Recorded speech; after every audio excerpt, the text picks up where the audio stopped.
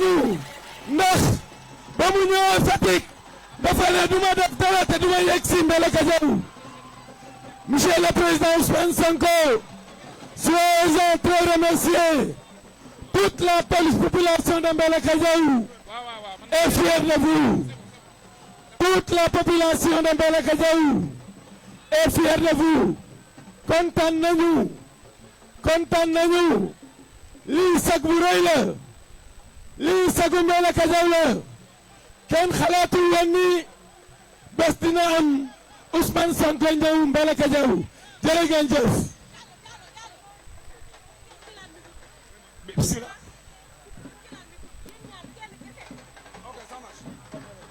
waaw ñu may ñu tuuti rek ngeen may ñu tuuti rek jërë ngeen jëf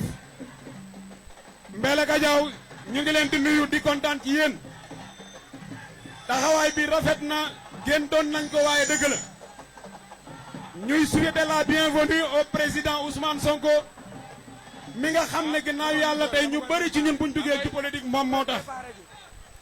di jaarale yu nuyoo bi nag ci ki nga xam ne mooy le coordonnateur départemental Boucar Diouf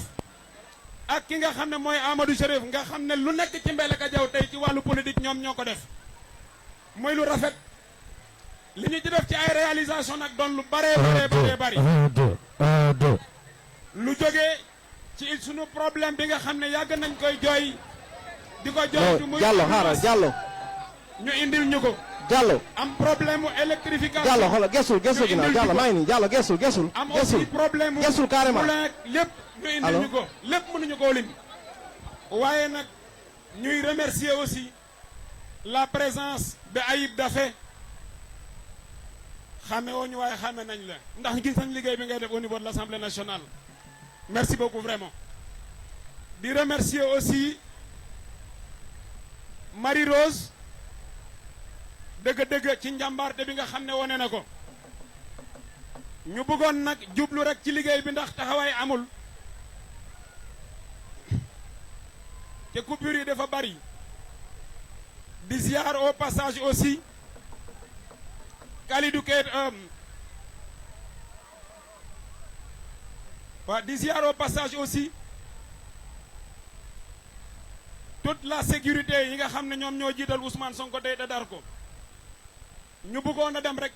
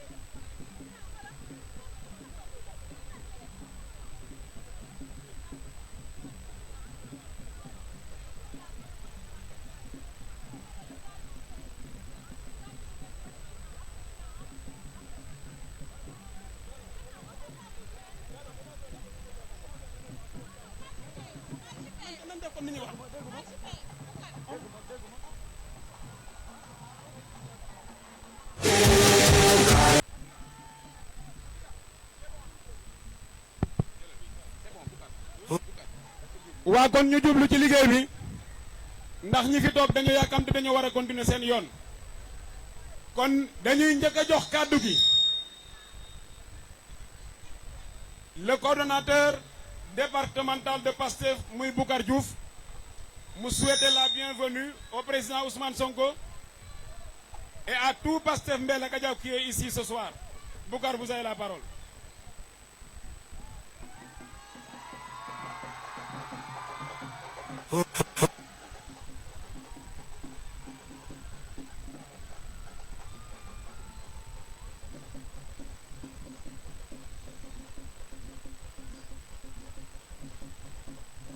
Merci, merci beaucoup. Merci beaucoup.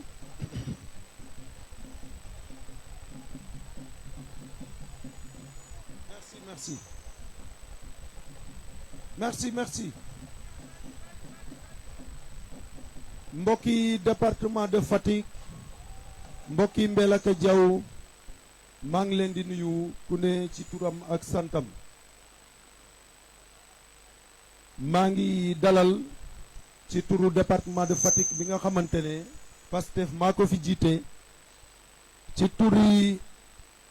17 coordinateurs de section communale yi muy la section communale de Pastef Palmarin dirigée par monsieur Sékou Ndour, la coordination de la section communale de Pastef Fimela dirigée par le docteur Lamine Diamé, de Diofior dirigé par le docteur Abdoulaye Djidjak Sarr, de Loul Sessène dirigé par Jean Lademba Faye,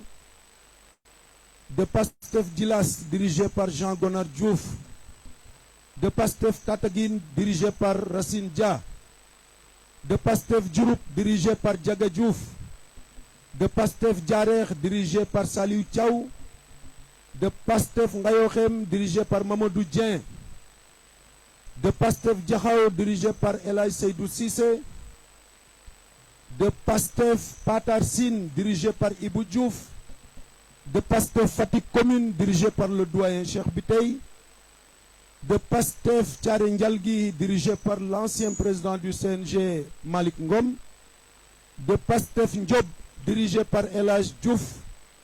de Pastef Diakhao, je l'ai dit tout à l'heure,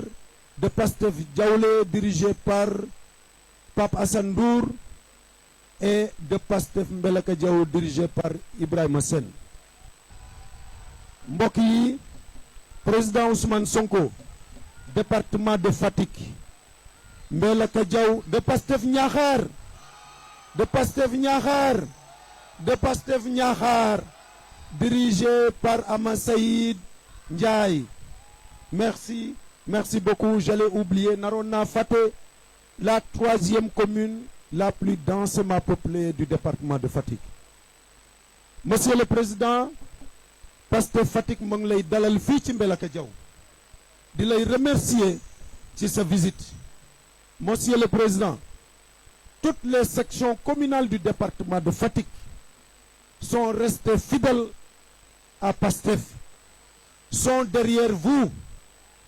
et tout comme les autres sections communales, tout comme les autres coordinations départementales, nous sommes en train de nous débarrasser des mauvaises graines. Ce qui nous quitte ne signifiait absolument rien dans le département de Fatick, ne pesait absolument rien du tout. On a beaucoup de respect pour eux, mais ils ne pesaient absolument rien du tout.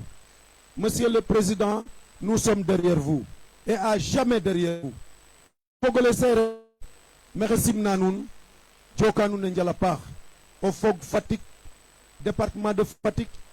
o fog commune de Mbellacka Diaw. Comme ne laytanuma ndiiki in way ndalna monsieur le président Ousmane Sonko ne i mbiit'una meen koy nen i ɓaatkano mbiit ino xu andna in ande seereer tigi i ndefuyo, i ngodkee o muk, i ngodkee muk, i ngodkee muk. Nu anda xile mais re'uma mi Boucar Diouf ke rabdin wooguma nene inuma maaga jegkatim sax xaajum ndaa koy ngor a jaranaxam o ten, refa Ousmane Sonko a jaranaxam o ten, ref Pastef a jaranaxam o ten. Amadou Chérif Diouf fene andoona yee ministre rew secrétaire d'État a jal mene calel mosu a ɓit bis Espagne ka xupna jeune xare mbetu fa leŋ a atiid meen o ambulance a wax men xas mium atit men matériel médical ciit men des fauteuils roulants ciit men lakas fo lakas matare ina jeg a solo nda koy gima Ousmane Sonko gim projet Pastef ten taxu ta fañin bo a tax ta fudnel Madame la ministre Marie-Rose Fatou Faye Khady Fatou Faye a rew ministre secrétaire d'État teno Fapou Marie Melangayo xem a tukar ta fañ faɓite Diomaye mene somi ngaw na Sénégal oxa ando naye ko xoye leyle garim nommé ong ministre o fañ mene soma jegu ke tax na ta jeg koy o ref ngor gima Pastef gima Ousmane Sonko o fait bare ina ye kam rok no xene bugen mane gonum bo nomtiduma mene la nun parti fa lakas nu mbara leye Boucar fene gime tik o gim tik taxum yok me refuma ñoxorel nanga sax ka sax yel ka nu andam na Pastef to magam yokka Ousmane Sonko moom lañu gëm Pastef moom lañu gëm ci moom lañuy nekk lu ne nag nit ñi dinañ ko wax ci ñun mais suñu yoon nekku ci li ñu gëm lañu gëm nekk ci Pastef légal Pastef te 2029 ñu yóbbu président de la République du Sénégal parce que nag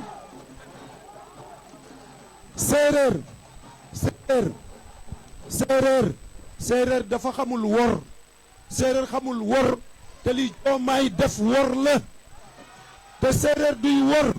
dama bëgg nag département de Fatick commune de Mbelacadiao ngeen teye ne ab séeréer moo wor Joola te élection yi di ñëw na ngeen ko corriger pour que suñu doom yi suñu sët yi duñu topp ci moom duñ ko imiter bu ñu ko deful suba dinañ gis koo xam ne moo kum bokkal neeg baay ñoo ànd jël pouvoir mu wor ko te loolu baaxul kii moo ko joxoñ kii mooy Ousmane Sonko moo ko joxoñ moo tax mu nekk li mu nekk bu nekkee li mu nekk tax mu wor ko nañu góorgóorlu ba département de Fatick buñ fi gagné Pastef loolu laa bëggoon wax di leen di jaajëfal merci beaucoup.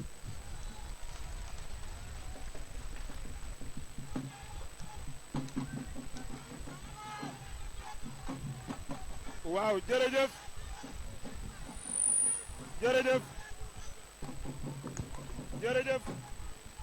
kon DG Boucar ñu ngi lay gërëm di la sant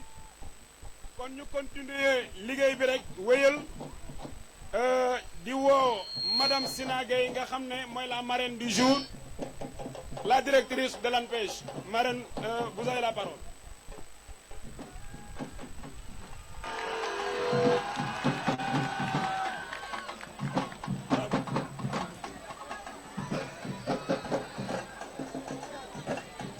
dama bëgg yéen ñëpp ngeen yëkkati loxo yi ci kaw. Sonko yaa bari doole. Sonko yaa bari doole. Sonko moo bari doole. Sonko moo bari doole. Sonko moo bari doole.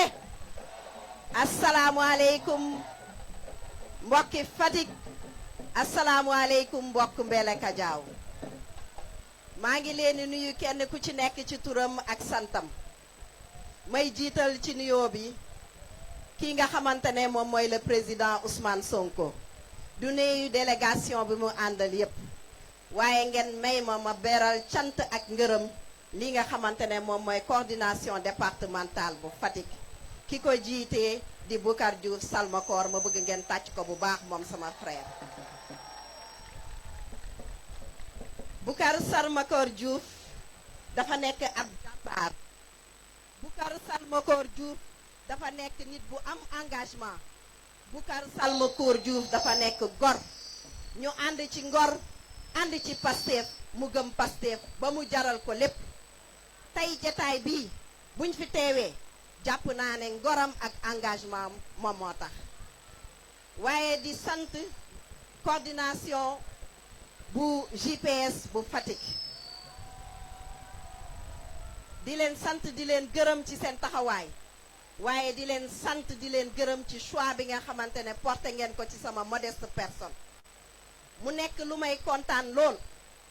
ma kontaan ci doublement parce que tey dama ñëw ànd si ak le président Ousmane Sonko le guide de la révolution waaye le sauveur du Sénégal. dama bëgg mbokk Fatick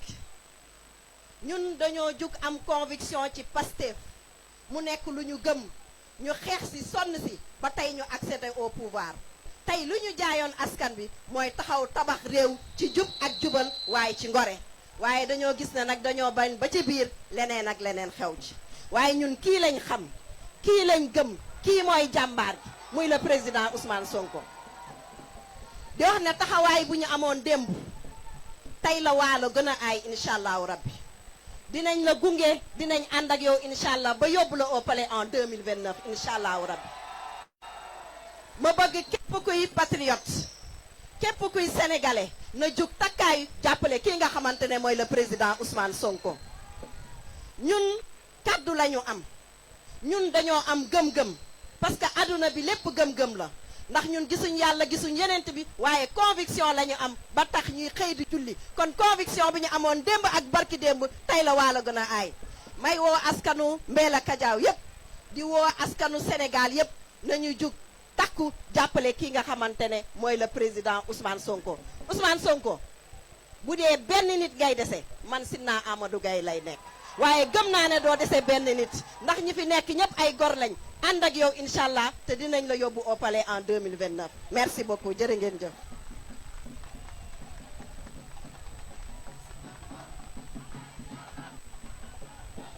jërëjëf madame la directrice générale ñuy jégalu bu baax nag ñuy jégalu bu baax parce que am na ku waroon ñëw avant yow muy la coordinatrice départementale de Fatick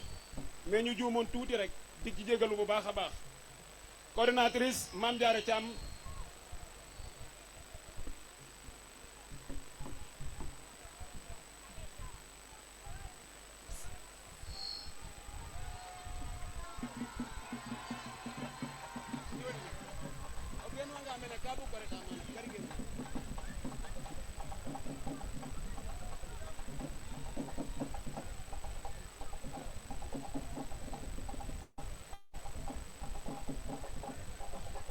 Honneur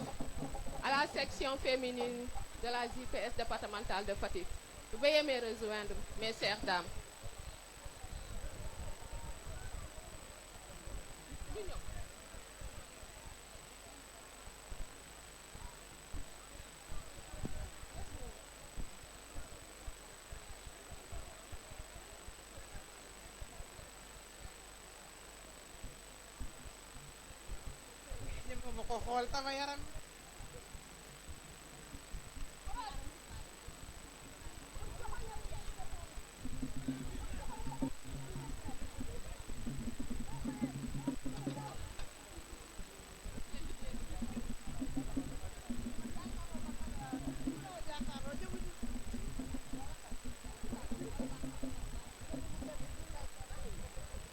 Asalaamaaleykum waa Mbeela Kadiaw. Monsieur le Président de Pastef les Patriotes, Monsieur Ousmane Sonko. Monsieur le coordinateur départemental de Fatick, Monsieur Boucar Diouf. Mesdames, Messieurs les coordonnateurs de mouvement. Messieurs les coordonnateurs de section communale. Mesdames, Messieurs les coordinateurs des IPS communales. Monsieur le parrain, Monsieur Abbas Fall. Madame la marraine, Madame Sina Amadou Gaye. Messieurs les chers panélistes, Mesdames, Messieurs, les valeureuses personnalités dont nous célébrons aujourd'hui la loyauté au projet, la fidélité aux valeurs patriotiques, le courage politique. Chers frères et sœurs de la JPS, au-delà des actions sociales qui nous ont occupés depuis ce matin, nous sommes réunis aujourd'hui pour célébrer la résilience de nos autorités qui ont le privilège d'intérêt général aux avantages personnels de nos responsables qui luttent avec difficulté et souvent sans moyens pour maintenir le lien avec la base, mais aussi de nos militants restés résilients et déterminés à accompagner la transformation systématique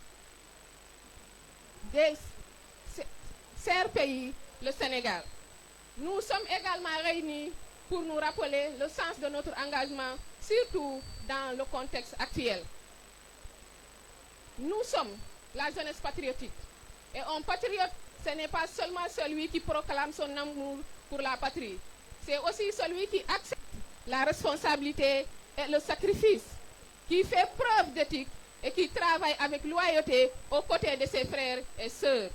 Oui, la politique est un milieu rempli de tentations et de mirages, où les enjeux et les contextes évoluent constamment. Mais cela ne doit jamais être un prétexte pour vaciller dans nos principes ou renoncer à notre éthique.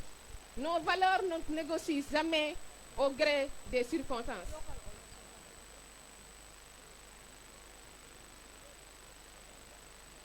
Nous, la jeunesse, avons un devoir d'exemplarité. Le changement que nous voulons commencer d'abord par nous-mêmes. Si nous voulons un Sénégal nouveau, nous devons nous ici s'atteler avec détermination. Refusons la division. Refusons d'être manipulés par ceux qui ne poursuivent que leurs intérêts personnels. Le jour où nous acceptons l'individualisme sera le jour où nous perdrons le combat. Retenons ceci. La division ne nous avantage point. Seule la cohésion, le respect et le travail nous permettra de surmonter les difficultés. À nos autorités du parti et à tous les camarades investis de responsabilité, nous lançons un appel. Soyez plus présents, plus solidaires et plus accessibles. Certains de nos comportements peuvent susciter des frustrations chez nos frères et sœurs et être instrumentalisés par nos adversaires dans leur stratégie de recrutement ciblée. PASTEF est une école qui défend une idéologie. Nous, patriotes, avons librement adhéré à sa doctrine. Dès lors, personne ne devrait faire prévaloir ses intérêts personnels sur ceux du parti et du peuple. C'est pourquoi nous sollicitons auprès de notre cher président du parti, M. Ousmane Sonko, de poursuivre le travail de sensibiliser les hauts responsables du parti afin que leurs attitudes soient toujours conformes aux textes et aux valeurs de notre formation politique. Chers jeunes, nous sommes le changement. Alors, battons-nous pour l'éthique, le travail et la fraternité. Vive la jeunesse patriotique, vive PASTEF, vive le Sénégal. Sonko, ba 2029, ñu doxal jëm 2039, Inch'Allah. Je vous remercie.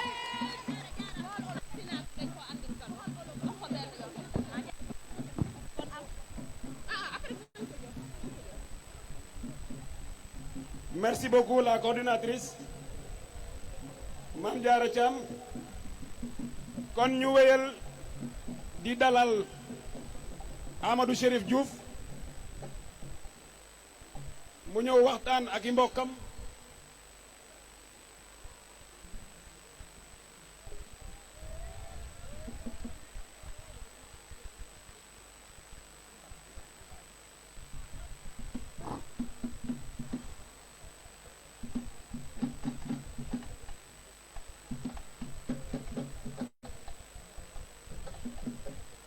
Fogole Mbella Kadiaw, Fogole Fatick, mexe simna nuun fop ku refna no gonum fo simangolum. Xaye koy kam kontaan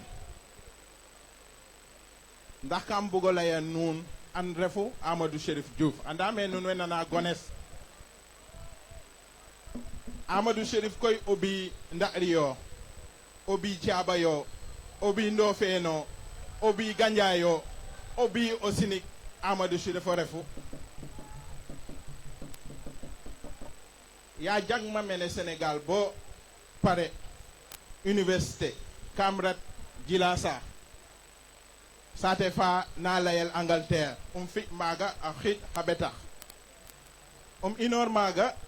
ret Canada nda fogole Mbella kam bug nu ande kem miña miñ Djilassa yi fees fop na nuuna musu ref o daad leng som mus mo jeg ten ref dakwid jala na nuun supit coono fen defit na no teranga inshallah kene i commencé a atida teranga mene nuun fop nu anda nono no anda e kay njeg kenar mene kene taxu koy kam commencé ka laya o paal ndax président a an kem laya. Monsieur le Président Sonko et tous nos invités, dama doon wax ak samay mbokk ma leen di fàttali man maay kan fan laa juddoo kan mooy sama maam lan moo tax je tiens autant à Mbellacka Diaw di leen wax ni j'ai voyagé bi may xale fii laa doon ñëw di seet si sama maam. J'ai vu les problèmes de Mbellacka Diaw, j'ai vu le problème de Fatick, j'ai vu les problèmes du Sénégal. Et mon rêve a toujours été de grandir, de travailler et de venir changer la vie de mes compatriotes de Mbellacka Diaw. Mais yéen ñëpp xam ngeen ni xaaruñu dugg politique pour essayer des choses. Nous avons essayé plein de choses te yéen ñi ñëpp xam ngeen ko. Moi, je m'en vais vous faire un petit bilan qui date de 2002. Moi, je venais voir ma grand-mère ici. Elle est décédée en 1989. Sama papa tegu ci en 1991 te sama papa benn la woon ci yaayam. Loolu terewul saa yu ma ñëwee Sénégal tabaski musuma fekk ma tabaskee feneen fu dul fii nii ci biir seeni biir. Depuis ñu mën dara lépp lu ñu am indi nañ ko fii dem leen laaj waa Ndayri man accès à l'eau laa njëkkee. On a pu faire, grâce à nos propres moyens, au moins 10 puits dans 10 différents villages ici à Mbellacka Diaw. Pour la bonne histoire, démb fan yi dama demoon benn village bu ñu tudd Pouxam ma dem gars yi ne ma danga fi am teen bi gën a populaire biir Pouxam mooy teen bi ñu mayoon teen bi moo gën a neex te devinez comment xam nga naka lañ tuddee teen bi teenu Ousmane Sonko. N'importe quel jeune de Pouxam xale bu ndaw boo ko laajee lan mooy teenu Ousmane Sonko mu yóbbu la ba foofu te nee nañu nag teen boobu moo gën a neex ci teen yi fa nekk yëpp donc voilà. bi ñu jógee ci loolu on a beaucoup travaillé dans l'accès à l'éducation les 10, 15 voire les 20 dernières années. On a organisé des cérémonies de remise de prix dans mon village qui s'appelle Ndayri 3 kilomètres la fii de Mbellacka Diaw. Les enfants dañ doon bàyyi école parce que muccuñu dem di ñëw. Il y a quelques années de cela, avec certains grands frères, nous avons initié le CM de Ndayri. Et de ma propre poche, avec l'aide de certains, on a conçu les 3 premières salles de classe. Avec notre accès au gouvernement, j'ai appuyé. Actuellement, on a 2 autres salles de classe. Ça veut dire le CM de Ndayri, léegi am na première, am na 6e, ba 3e. Et actuellement, nous travaillons pour am seconde, première, terminale, Inch'Allah.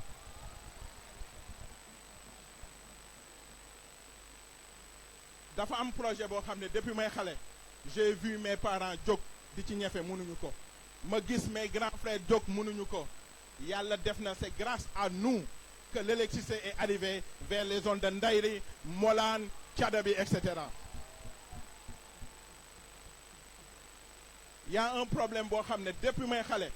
yéen a ngi fàttaliku temps yi wax monsieur Forage madame Moulin jusqu'à présent. Actuellement, ici à Mbellacka Diaw, il y a des coins où les familles ils ont des difficultés pour amouler à 1000. Nous l'année dernière, on a amené ici 4 moulins à 1000, yóbbu ko ci 4 différents villages ici à Mbellacka Diaw. Avec mon frère Boucar Diouf, Boucar c'est mon jeune frère. Avec lui, on travaille en étroite collaboration. Ici, il a amené du matériel médical à coût de millions et millions, ce qui nous a permis d'équiper les 2 postes de santé dans la commune de Mbellacka Diaw. L'ambulance de Mbellacka Diaw, les 3, excusez-moi. L'ambulance de Mbellacka Diaw mu ngi panne 5 ans durant kenn mënu ci dara, malgré le fait que Mbellacka Diaw c'est dans le département de Fatick. Vous vous imaginez, vous avez un président de la République boo xam ne fii la jóge département de Fatick, ambulance mënu leen ko indil. Lorsqu'on est arrivé au pouvoir, j'avais promis aux habitants de Mbellacka Diaw ambulance dina yegsi. Yéen ñëpp gis ngeen ambulance tout terrain bi nga xam ne indi nañ ko fii à Mbellacka Diaw. Tout cela pour vous dire que bi ñuy commencé boobu dugguñu politique parce que notre rêve a toujours été de venir et de changer vos vies. waaye loolu ñuy def yëpp neexoon na tey ñu toog continuer ne dinañu liggéey ñu indil leen continuer di leen indil leneen en tant que membre du gouvernement mais bu ñu ko defoo xam naa yéen sax di ngeen ñu mere parce que da ngeen ñu jàmbal fula ngor ak jom moo tax jamais au jamais on ne rentrera dans un gouvernement dans certaines conditions avec cet homme Ousmane Sonko moom la ñu commencé te moom la ñuy eggalee jusqu'à faire de lui le président de la République du Sénégal. Ce que nous voulons, ce que les gens doivent savoir, ñun suñu objectif c'est pas d'être au pouvoir wala jël ay ministère. Notre objectif c'est de changer structurellement ce pays te xam nañ ni ginnaaw xam nañ ni benn nit lañ ci am yaakaar c'est le gars qui est assis ici il s'appelle le président Ousmane Sonko. C'est pourquoi on est avec lui aujourd'hui, on sera avec lui demain et Inch'Allah ensemble nous célébrerons des victoires yoo xam ne ak yéen lañ koy partager Inch'Allah. Donc di leen gërëm yéen ñëpp di leen sant di leen wax wasalaam jërëjëf thank you.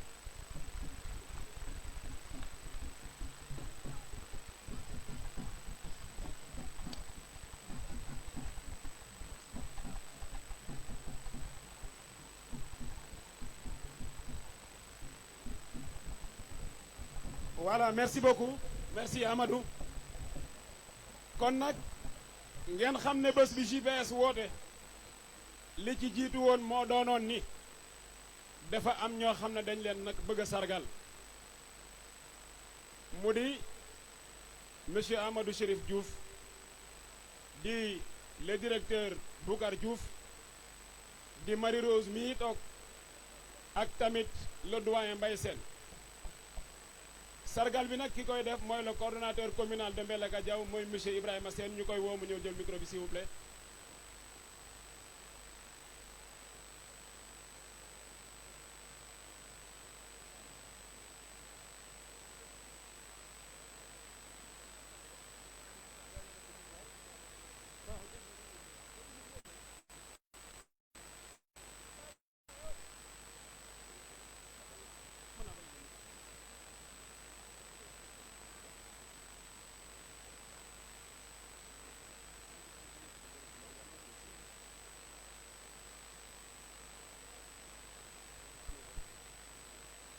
Assalamu alaikum wa Mbellacka Diaw. Assalamu alaikum coordination communale de Mbellacka Diaw. Assalamu alaikum l'ensemble des coordinateurs communaux du département de Fatick à qui je réserve un accueil chaleureux.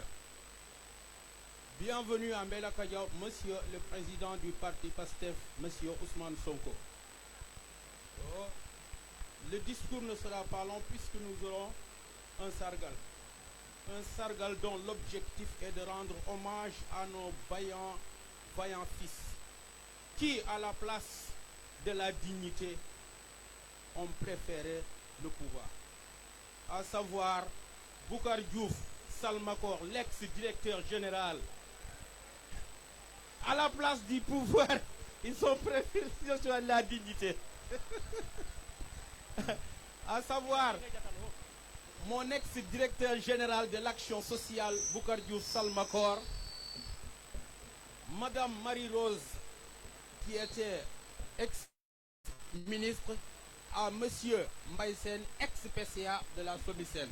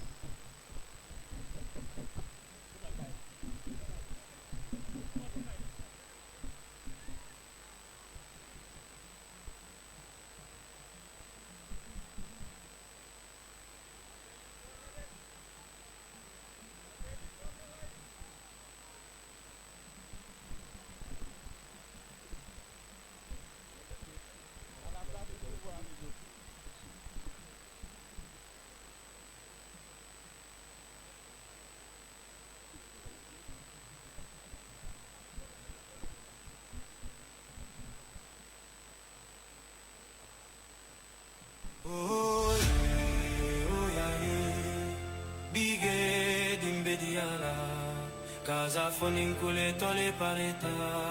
Sénégal Sonko binala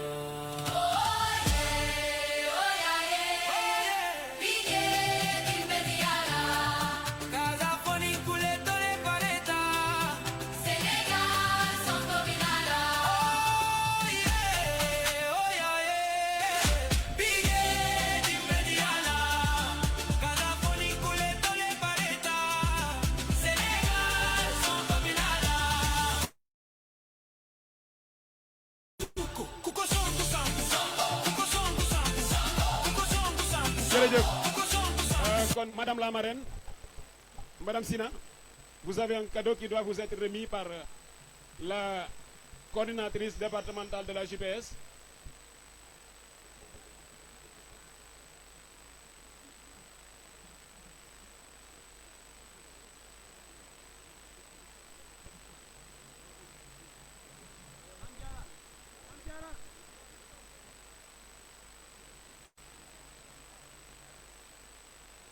Madame la directrice,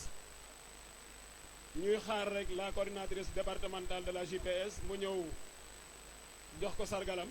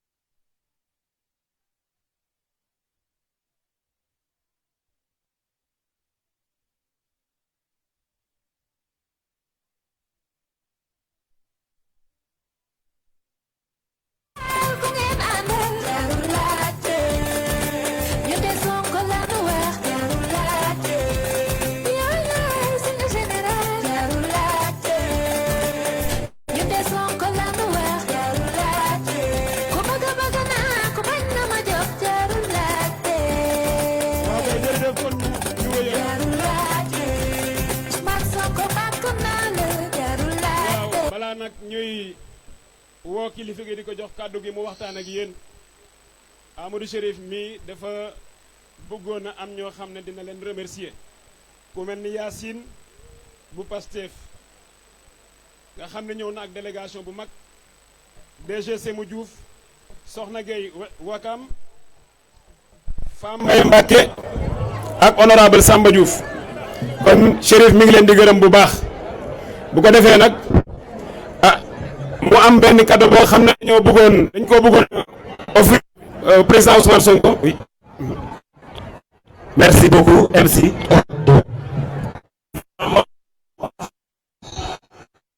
mbokk yi ngeen baal ñu rek ñoo ngi sant bu baax suñu borom ki te wax mooy Mamadou Dieng le coordonnateur de la section communale de Pastef Ngayoxem nekk aussi le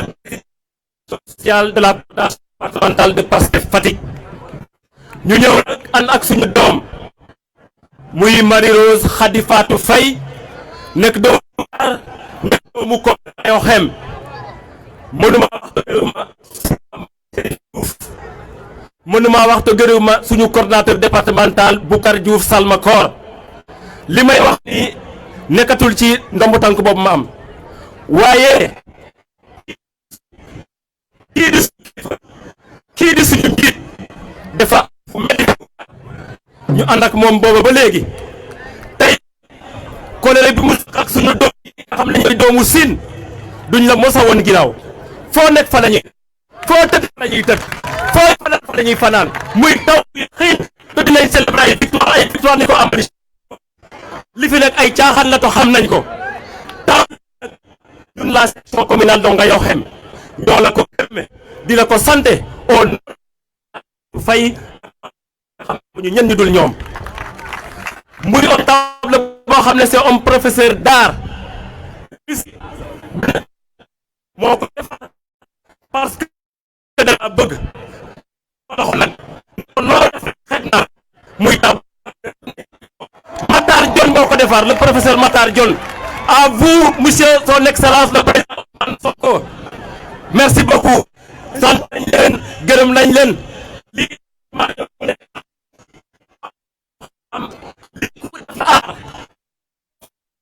xam nga li mu def nii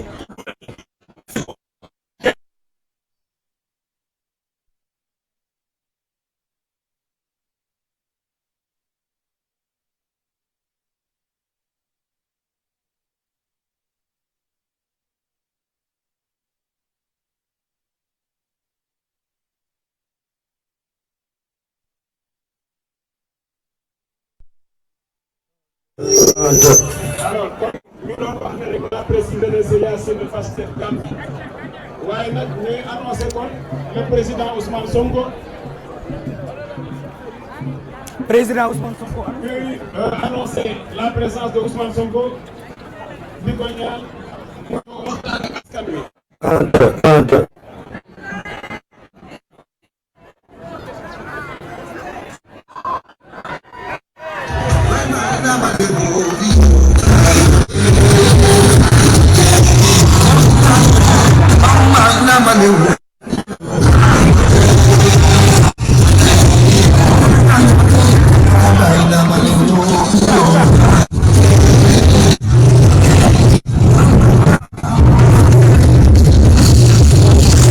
Merci DJ, merci DJ. Voilà, merci. Monsieur le Président Ousmane Sonko, vous êtes en plein Sine. Yéen a ngi yaa ngi ci biir Sine. Sine nag ku ko wax du ma ko fen. Sine ku ko wax séeréer. Pour Sine ku ko ci njàmbaarteem ak gëm yàlla moo sedd Serigne Touba wax ci moom lu am moo tax boo fi ñëwee dañuy baaxantal la yaayu bu Sine ku ma noo fen bu ndaw lam jox simal ko Serigne Touba jox ko ci peme bii ne ko boo demee waxal Sine bu loolu lañ décoré te ne la fii Sine le Sine est une terre de résistance et de dignité. sa yaay fii la cosaanoo parce que mooy sëtu Jame Ngom bu Fadial. Jame Ngom est le premier propriétaire terrien, le premier jaraaf du Sine. donc Joka Njal ñoo ngi lay jox lii vraiment di lay ñaanal 2029 yal na nga nekk le président de la République du Sénégal ndax nga mun a sauver le Sénégal.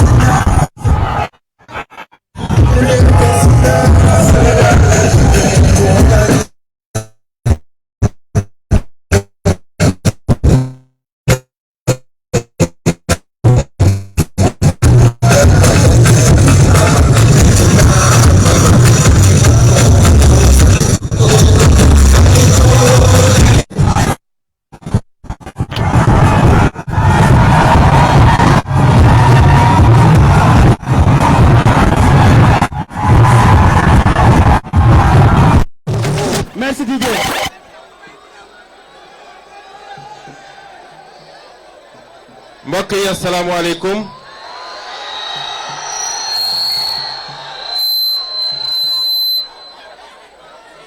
o fogole séeréer o fogole Fatick o fogole Mbelakadiaw maxey simna nuun.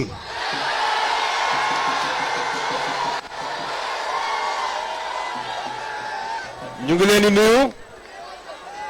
di am mbégte bu rëy teewaat fii gannaaw bi ñu fi ñëwee 2018 ci initiative bu coordination départementale bi nga xam ne Boucar Diouf Salmakoor moo ko jiite waaye seen doom seen soppe Chérif Amadou Diouf jëloon initiative bi 2018 balaa élection présidentielle 2019 ba ñu ñëwoon fii ci place bii ngeen dalaloon ñun nii ngeen ñu dalalee tey kon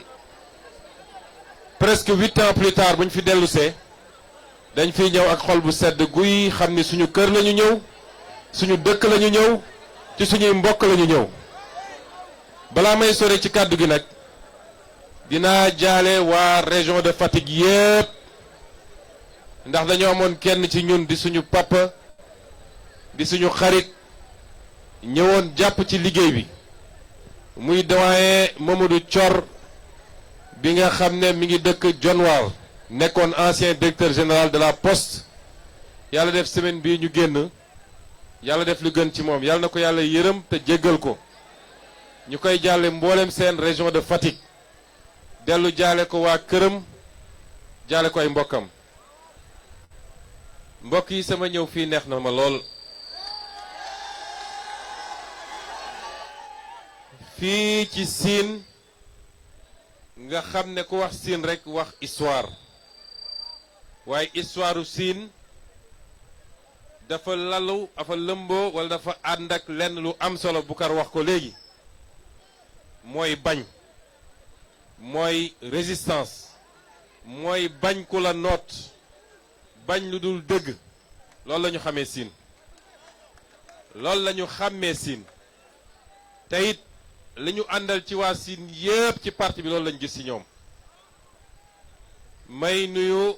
di féliciter ensemble coordination bi l'ensemble des sections communales ak ñi leen jiite l'ensemble des cellules ak ñu leen jiite ndax nag man su ma ñemee taxaw au niveau national wax ñu dégg ma dafa fekk liggéey bi commencé ci suuf à la base ñu koy wax les cellules nga xam ne c'est la plus petite unité du parti di yéeg ci section yi section municipale wala communale dem ci coordination départementale doog a yéeg ci bureau national dem ci conseil national ak waa diaspora te Chérif mi bokk ci kon ñooñu ñëpp maa ngi leen di féliciter ci seen taxawaay ak seen liggéey kenn ku nekk ci ñoom na xam ni liggéeyam ak taxawaayam ci parti bi ñu ngi koy accorder la même reconnaissance que ki nekk bureau national parce que su du doon ñoom parti bi du taxaw ñëw bi nag nee naa neex na ma lool parce que njaayum carte moo fi andi si ba léegi ñu ngi dox Fatick la ñu jógee ñëw fii ma leen di wax ni opération placement de carte pour Pastef c'est pas de la cosmétique c'est pas de l'amusement Pastef li muy def lépp lu ñuy def c'est millimétré de manière scientifique yàlla may ñu ay kàngam yoo xam ne niñ ciy liggéey te ngeen ci am doom ju am solo nag fii Amadou Chérif Diouf mu yor les finances du parti te dinaa seede ci moom bu ma paree waaye li ñuy def lépp c'est millimétré li tax nit ñi am jafe-jafe topp rythme Pastef ci politique mooy ñoom ñi ngi ci préhistoire ci wàllu politique ñoom xamuñu sax ñun ni ñuy politiquer Pastef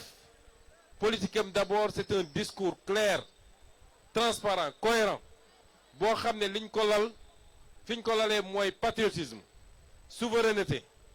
mais surtout transparence ak gestion des affaires politiques des affaires publiques boo xam dañ koy lal ci jub jubal ak jubbanti loolu askan boo ko wax mu dugg ci boppam askan boo ko wax mu nangu ko waaye yemuñu ci di ko déclarer rek Pastef da koy jëfe woote nañ ko pendant 10 ans xeex bu méttee métti ba yàlla xëy jaarale ko ci yéen ñii ñëpp ñu dénk ñu réew mi waaye 2 ans et quelques yu nekk ci gouvernement ñun ñii incarné Pastef xam lan la ñu jaayante woon ak Sénégalais yi mun naa ko seede du man mii parce que ñi fi nekk ci ministre laa mun a tudd Marie-Rose Khady Faye a ngi fii Chérif Amadou Diouf a ngi fii mais yeneen ministre Pastef yépp ñun ci loolu la ñu nekkoon mu ne woon xeex bu métti ci biir gouvernement bi entre ñi bëgg changement ñi bëgg respecter seen kàddu vis-à-vis du peuple ak ñi nga xam ne dañoo ñëw ba toog bëgg a delloo ci système bi ci ni mu daan doxee pendant 2 ans muy xëccoo bu métti ba ñu dem ba gis ni blocage am na foofu la ñuy xàmmee le vrai produit Pastef parce que guléet la ci Sénégal peut-être sax ci Afrique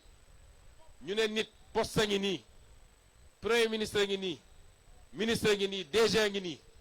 lañ la ñaan rek mooy nga ne muut noppi te d'accord ñu dox ni système bi doon doxee ñoom ñépp ne nous préférons garder notre dignité parce que dafa am lu ñu waxante woon ak Sénégalais yi te kenn ku ne gis nga politique du caaxaan de nit ñi dañoo foog ni politique àdduna la yem politicien professionnel yi soo waxee dañu naan ah affaire àdduna rek politique fii la yem politique loo ciy def ak loo ci wax ba pare ñëw war ko di nga ko layoog sa borom bés ba parce que da nga engagé des millions de Sénégalais ñu am yaakaar ci yow jàpp ni kii bu ñëwee lañ doon joytu ci réew mi yëpp jóge fi kenn dootul randal alalu réew mi kenn dootul jël suñu pétrole suñu gaz suñu mine yeeg suñu zircon jaay ko tubaab yi kenn dootul jël marché public yi di ko surfacturé kenn dootul jël ay milliards dugal ko sa poche di ko pasar pasare loolu lépp ñu war ko delloosi ci réew mi avec une bonne distribution sénégalais bu ne gis ci boppam loolu nga jaay ko sénégalais pendant 10 ans tax ay xale gëm la ba génn xeexal la nga ñëw ba toog ne loolu yëpp génn naa ci ba mu set wicc ba pare ne loolu duma ko layoog sama borom loolu mënul ne loolu di nga ko layoog sa borom te loolu la Pastef jëmmal mooy ñun defuñu woon politique pour des avantages personnels gis nga Salma Koor Diouf mii poste bi mu bàyyi ak fi mu dellu peut-être dina perte plus de la moitié de li mu doon fayeeku plus de la moitié li mu doon fayeeku fi mu nekkoon man maa ko woo ca bi ñuy nommé di nommé ma woo ko ne ko Salma Koor fan nga xalaat ni war nga faa mun a servir mu ne ma man sama profil ak li ma jàng ci assistance sociale ak yeneen gëm naa ni lii suñ ma ko joxee ma liggéey bu baax ma jël def proposition yóbbu ci président mardi ci guddi mercredi ñu nommé ko mu dem def fa liggéey bu jaar yoon te su dul sax lañ lay fay ci salaire munoon na ne man li ma fi commencé liggéey mu leer ma ni maa ngi redressé secteur bi loolu rek war na tax ma toogaat continuer liggéey bi mais dafa jël dignitéem xam ni dafa bokk ci mbooloo moomu am lu mu jaayanteeg Sénégalais yi mu xam dellu ci fa mu cosaanoo ak liñ ko yaree parce que loolu dafa am solo mu ne man mënuma préférer des avantages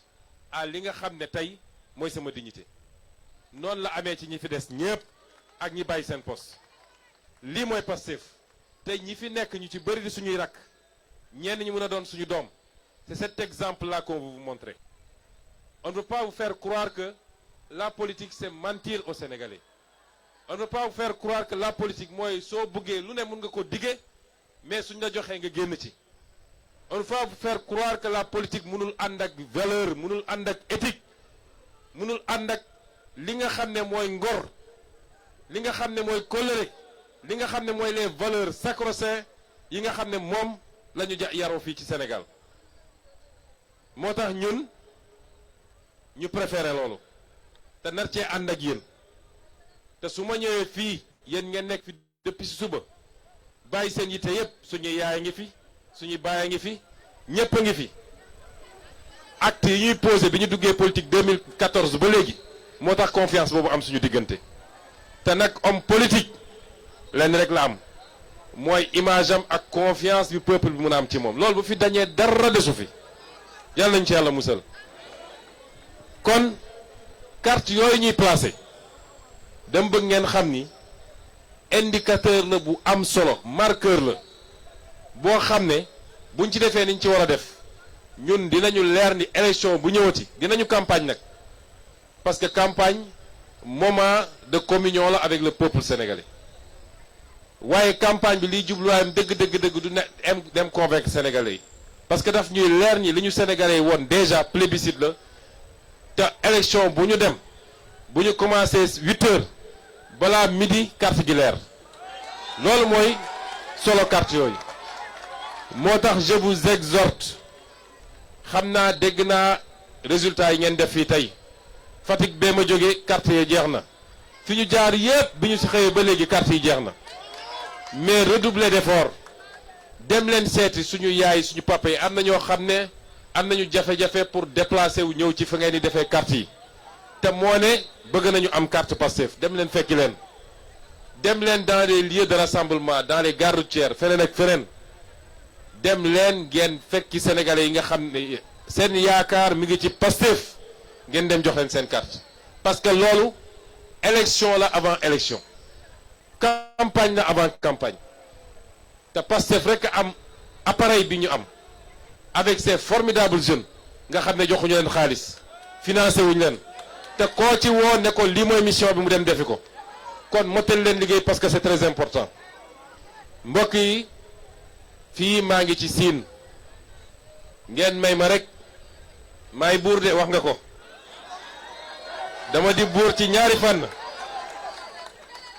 di buur ci ñaari fànn ndax xam naa séeréer fu mu teg jarbaat te may jarbaat fii ndax sama waajur bu jigéen kenn mënu ko génne fii waaye may seen buur nag ndax xam ngeen liy joolaa ci séeréer kon fii dama ci buur ñaari yoon ma bëgg a wax ni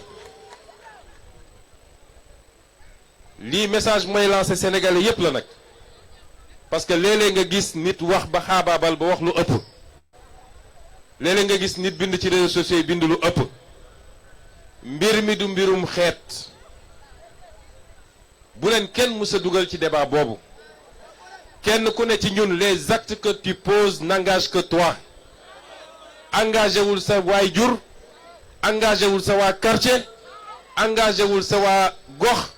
engagé wul sa xeet kenn ku ne acte yi ngay posé yow rek la concerné kenn ku ne man fi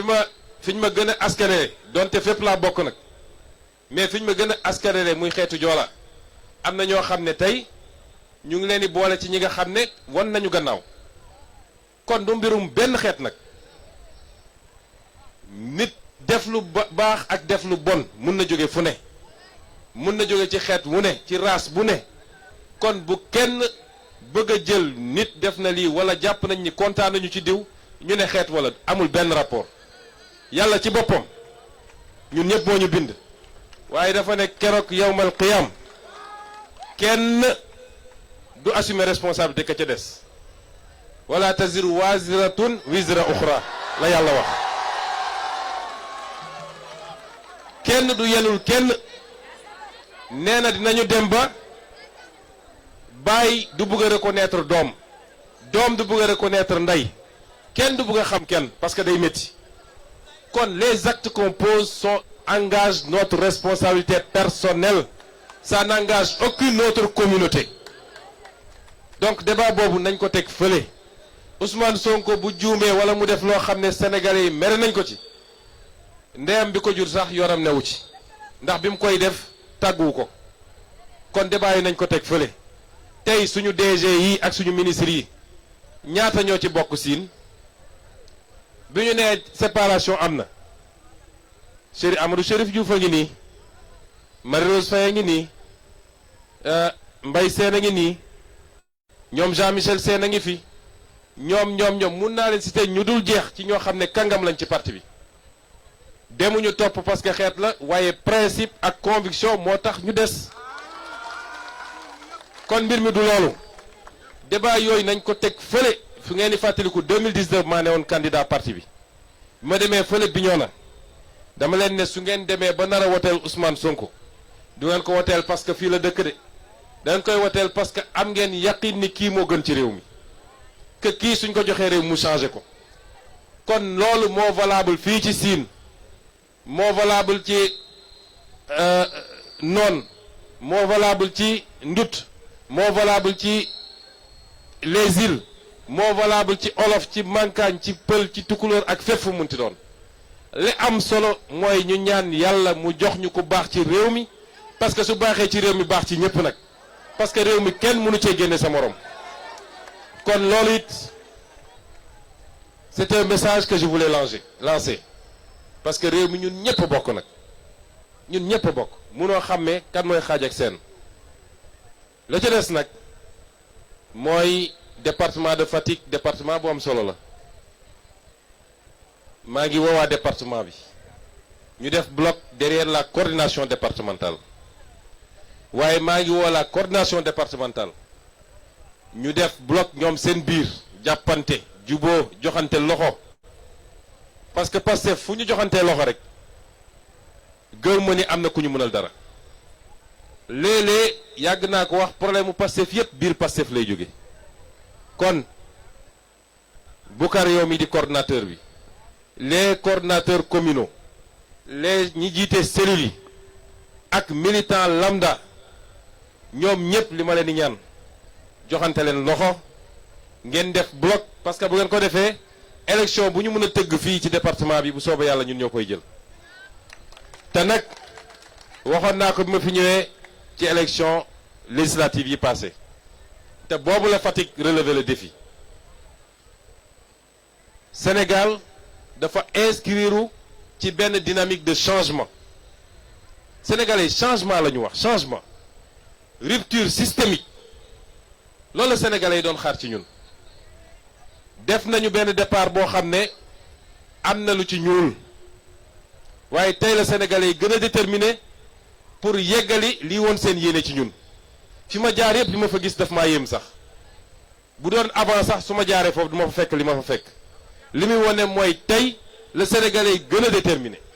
wax naa ko démb nee naa li ma gën a yàkkamti mooy ñu tëgg ay élection loolu laa gën a yàkkamti parce que sénégalais moo ni mel bu amee lu ko naqari ci wàllu politique day toog yor kartam di la xaar te foofu la Sénégal toll à l'heure nag du choix le défi que je lance à chaque département à chaque région département bu ne région bu ne commune bu ne village bu ne war nga fexe ba ne li soppi réew mi définitivement man dama cee nekkoon ndaare loolu ku nekk war nga koo moytu moo tax la région de Fatick le département de Fatick bi ma nekk war na góorgóorlu ba performance bi mu def ci élection yi passé mu def performance bu ko raw fuuf te loolu c'est le défi que je vous lance en tant que coordination lépp nag ngeen teg ko ci tey ak dal ma baamuwaat ko parce que dafa am ñoo xam ne leer na leen ni kenn mënul sëgg bërek Pastef yaakaar ci victoire amul la ca des nag mooy nu ñuy def ba provoquer Pastef mu am Pastef nu mu réagiré ñu andi coow comme yi fi amoon profité ci ne tas nañu parti ba jàpp nañ diw ak diw ak diw loolu rek mooy seen stratégie te su jógee nag ci ñoo xam ne démb ak barki démb ñoo àndoon dafa gën a garawati mais nag ñun ñoo mag loolu wax naa leen ko Pastef fi mu toll nii ci expérience politique ci sagesse ci compréhension des enjeux fii Sénégal amul kuñ ko mën a nattale moo tax mun ngeen leen bàyyi ñu nekk ci télé yi di wax nekk ci rajo yi chaque jour ñu xëy wax ju bon ju ne ñu wax ko wax ju ñaaw ju ne ñu wax ko di def ay provocation naan ñi ngi lijjanti ay dossier di xool ndax DG Boucar Diouf am na lu ñu mën a génne ci moom di xool ndax Jean-Michel Sène keroog dañoo jóg conservation foncière yi nekk Ndakaaru yépp ak waa service impôts et domaines yi ak notaire yi fa nekk yépp ñu yónnee leen ne leen génneel leen ma lan la fa Jean-Michel Sène am ci ndax am na fa ay titre foncier ki ay këyit ak ay kër yu demee noonu méthode yooyu nga xam ne moom la ñu fi nekkoon doon def ku àndul ak man rek nga ne naa xool nu ma koy traquer nu ma koy lijjantee ay dossier uniquement parce que nee na ànduma ak yow waaye provocation yëpp benn du ci jàll. àndi leen ak seen tey ak seen dal mandat bi jeex na ba noppi mandat 2 ans mandat 5 ans 2 ans et demi romb ay weer a des ci mandat bi bu leen kenn dugal ci ngeen topp provocation yi nañu jublu ci l'essentiel jaay leen carte yi massifier leen parti bi yaatu leen ku bëgg a ñëw ubbil leen ko parce que li woon suñu mbébét mooy 17 millions de Sénégalais yëpp ne Pastef laa bokk su munoon nekk kon yaatal leen parti bi lépp nag ngeen ànd ceeg tey ak dal pour la victoire d'abord pour toute élection en 2027 parce que nag ñi ngi fexe nu ñuy def ba pousse élection xam ne waruñu koo pousse muy élection locale ña ngay ruumandaat ndax dañu war a tas assemblée waaye bu ñu tasee assemblée man li ma gëm ak li ma xam ci Sénégalais yi bu dee 130 députés lañ joxoon Pastef en 2024 nañ ñu jox 145 députés Sénégalais yi ñooy régler seen bopp problème boobu kon yéen nekk leen ci dynamique boobu élection bu ñëw ñu am ci victoire éclatante février 2029 incha allah heure bi dina fekk ñun ñëpp ñu xam ni nag suñu révolution léegi yegsi na avec les hommes qu'il faut les femmes qu'il faut à la place qu'il faut de la présidence de la République à la plus petite mairie du Sénégal kon loolu mooy ndigal yi ñu ngi leen di gërëm di leen sant kontaan nañu lool di joxe rendez-vous beneen yoon incha allah asalaamaaleykum